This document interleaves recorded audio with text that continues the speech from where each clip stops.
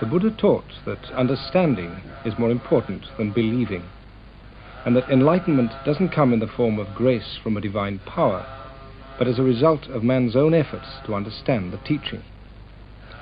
Here the monks are performing a ceremony for a couple who've recently been married. The groom was once a monk himself. There's no dishonor in having disrobed, since Buddhists accept that all states are subject to change.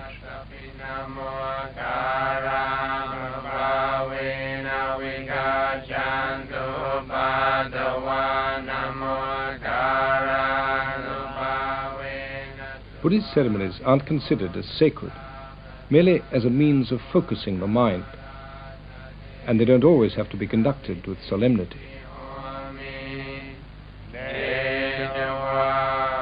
At the end of the ceremony, they tie a thread as a gesture of good luck. Even the cat benefits from the ritual sprinkling. When I was asked to come to England, people would say, are you going to wear those robes? They'll only repel people. People will think you're some kind of hippie or freak, and that it will not help Buddhism at all. You should dress for the particular cultural setting you're going to. And then we reflected on this for a while, and we thought that yet this is only a matter of opinion. It has to be tried first, because symbolically these robes have a tremendous amount of value, and the color, the shaven head, and all these are symbolic of those who leave the home life to the homeless life. Like shaving the head is a way of saying I'm giving up the worldly life, because hair can be a great sign of vanity and attraction.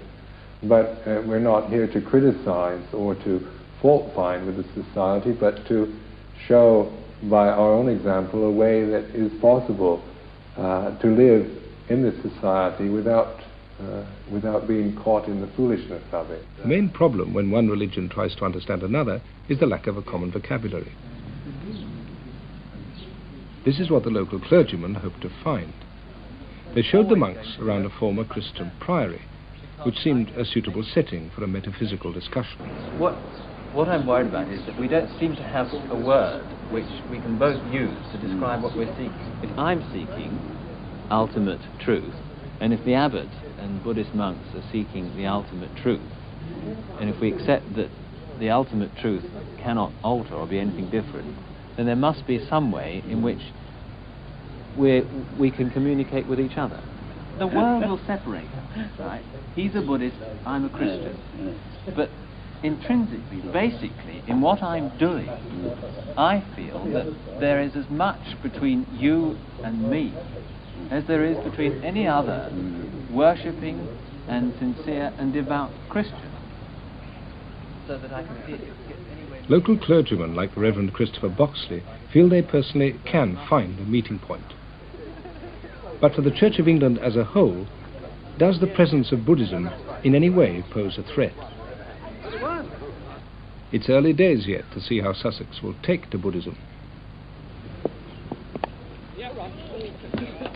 But it doesn't seem likely that familiar rituals will be abandoned in favour of Sunday afternoons in the lotus position.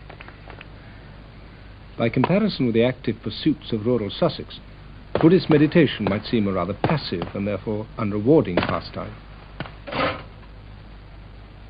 The monks don't condemn the active life, but their hope is to demonstrate to their neighbours that the most effective actions come from a still mind, and that the path to the still mind is meditation. The Buddha said, when a man attains wisdom through the teaching, he becomes serene and at peace, like a lake which is deep, clear, and still.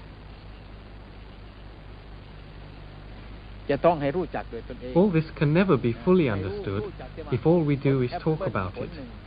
Just as we can never know whether an apple tastes sweet or sour, unless we actually taste it for ourselves.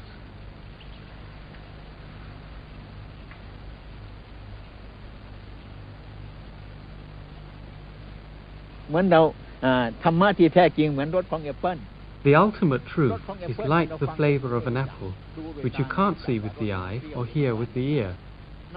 The only way to experience it is to put the teaching into practice. Once you've tasted it, you'll no longer be in any doubt about its flavor, and you won't have to ask anyone else. The problem will be solved. ปัญหามันจบที่ตรงนั้นเอง